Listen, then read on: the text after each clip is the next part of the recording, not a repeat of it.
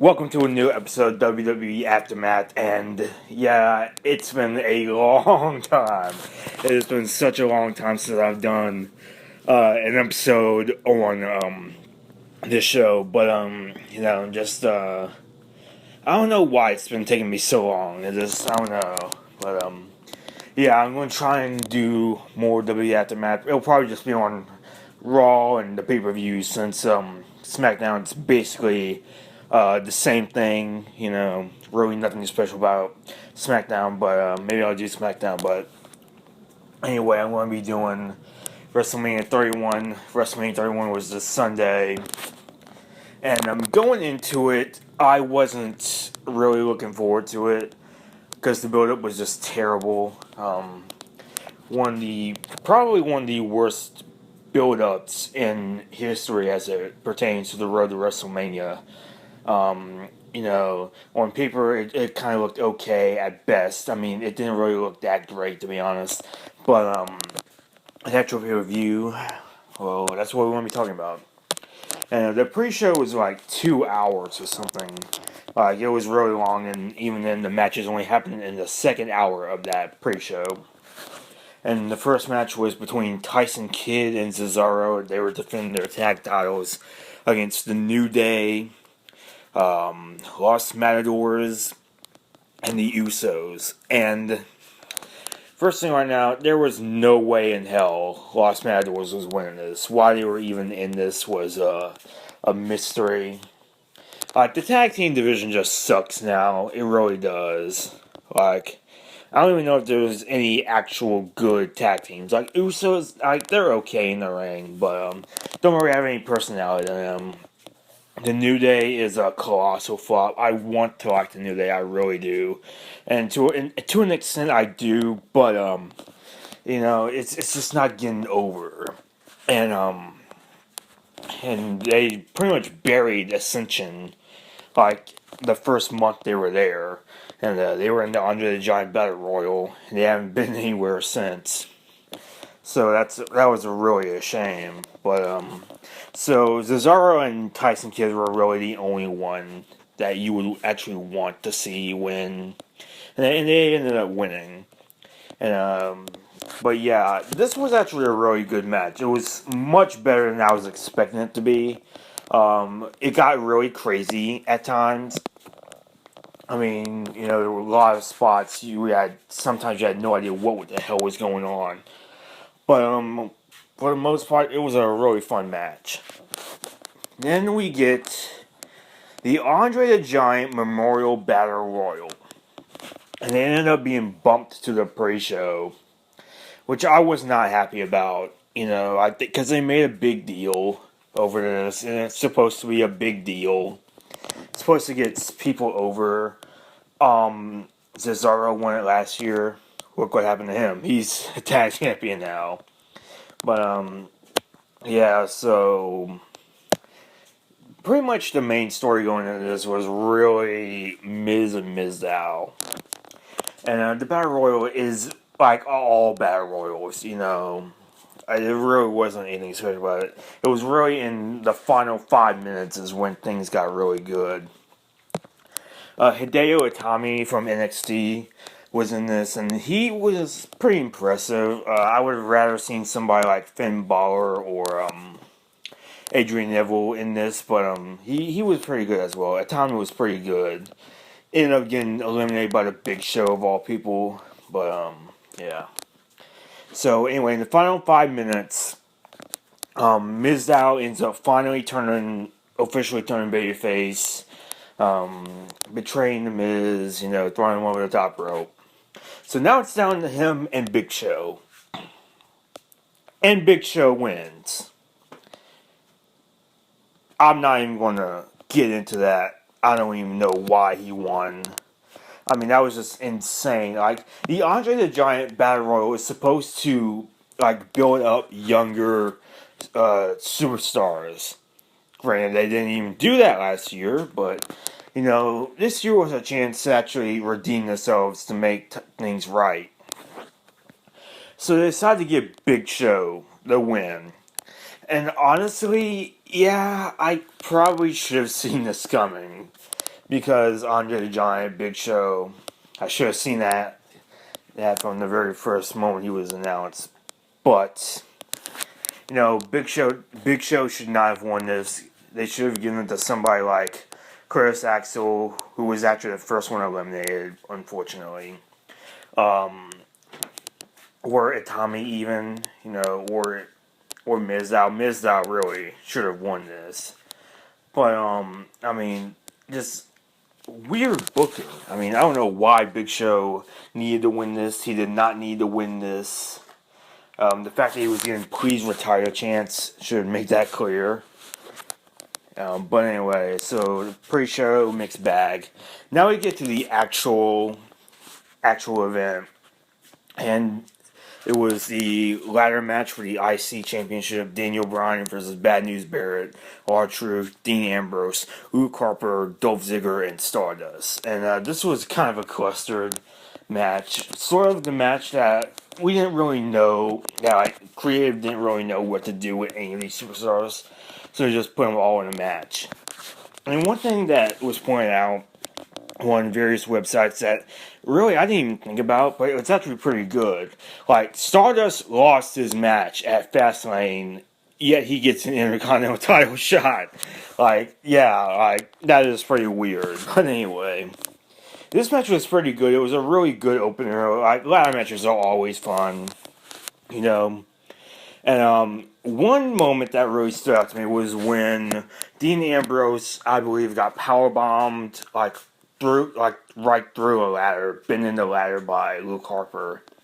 And it looked like a brutal spot. It really did just look absolutely insane.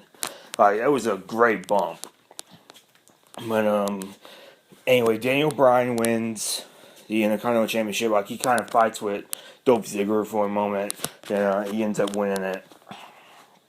Who was I predicted to win anyway? So that's pretty cool. So I'm not sure how it's going to react. I think Daniel Bryan is a lot bigger than the IC title, but who knows? Maybe it'll work. Then the next match was Randy Orton versus Seth Rollins, and this one, I've got to let you know, I am not a Randy Orton fan at all. I am not a fan of him as a babyface. As a heel, he's okay. As a babyface, I just cannot cheer for him. I just can't. I just think he's really generic. Just has no personality at all. He's trying to be like Stone Cold, trying to be that anti-hero. It just doesn't work for me. But Seth Rollins, I love. He's like my favorite superstar of the modern era that's going on right now. So this was a pretty good match, honestly, in all respects. They're really good. The ending, I have to admit, was great, even though I'm not a fan of Randy Orton. Seth Rollins tries to go for the curb stomp, and Randy Orton, as I don't even know how to describe it. As Rollins is jumping for the curb stomp or something like that, Randy Orton, I don't even know how to describe it, but Randy Orton jumps up while Seth Rollins is on his head, and kind of jumps up and RKO's him, and that was a really good moment. It looked really good. So yeah, Orton wins, who I predicted. Even though I'm a fan of Seth Rollins, I predicted Orton because of what happens later on. But so next up was Triple H and Sting. And I was surprised at how early this match went on. This was technically the third match on the actual show. It was the fifth match, but technically it was third on the actual show. And I was really surprised at that. I really thought that this match was going to be... I really thought that match was going to get later on in the show. And so this match was really hyped. In my eyes, this was really the true main event of the show. It wasn't Brock Lesnar, Roman Reigns. It wasn't even Taker or Wyatt. It was this match that was, for me, the actual main event. It was what I wanted to see most of all. And their entrances, this was the special WrestleMania entrances match. And Sting had like some Japanese kind of entrance where they like play drums. I don't know. It didn't really fit him. And Sting and it was pretty cool. But the only thing that was kind of hindering this thing was the daytime. This WrestleMania took place in Santa Clara, California, or something like that. It was taking place in California, and they were in an outside stadium. And I think that's really what hurt this event a lot, at least as far as entrances go, because for the most part, almost all of the event really took place in the daytime, and it was just so weird to see that. And I think entrances like Triple H's, Sting, Taker, and White would have benefited greatly from nighttime. But that's really it was really like a minor annoyance at best. But anyway, Triple H comes out to Terminator Genesis, and as cool as it didn't really fit Triple H. I don't know. I mean, Terminator is kind of an odd thing for Triple H to do. So anyway, the match is ready. And I think a lot of people were just getting ready to crap on this match because of Sting. And because he's been out of the ring for so long, people weren't really expecting him to put on an actual show. But it was actually pretty good. I mean, it wasn't like a 5-star classic or anything like that. But really, when you get down to it, it was really nothing bad. I mean, it was pretty good for their respective ages. And midway through the match, as Sting puts on the Scorpion Deathlock on Triple H, I was like, okay, that's it. This is over. Triple H is going to tap out. Then all of a sudden, break it down. DX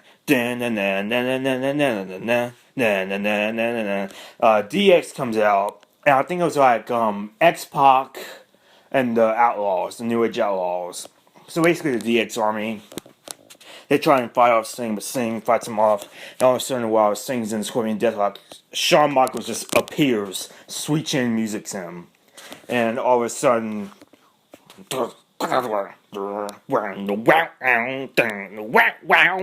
NWO comes out. Hulk Hogan, Scott Hall, and Kevin Nash come out. And which was kind of weird because, NWO were feuding with Sting. That was like the whole point of Sting even existing to fight off the NWO, which was kind of weird. I think they should have come out as the Wolfpack, NWO, red and black. Because that would have fit better because Sting was in the Wolfpack when he was in the NWO.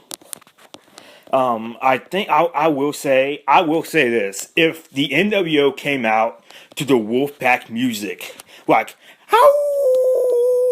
dun, dun, dun, dun, dun, dun, dun, dun, dun, I would have marked the hell out. I would have marked out so much over that. Because that just would have been absolutely amazing. But, yeah. So, this match was overbooked as hell with all the interference. But it was so much fun, I think it was really done for nostalgia purposes. Then the finish. Triple H, Sting and Triple H battle each other with sledgehammer and baseball bat. Sting's baseball bat, breaks Triple H's sledgehammer in half. But then Triple H uses, the steel part of the sledgehammer to hit Sting. And, 1, 2, 3. Triple H wins. And I was just so confused by that. That made no sense in my eyes. I really believe Sting should have won this. There was no reason for him to lose. Unless they're doing a rematch at SummerSlam or Survivor Series or something at a pay-per-view. Unless there was a rematch between these two later this year, there was absolutely no reason for Sting to lose.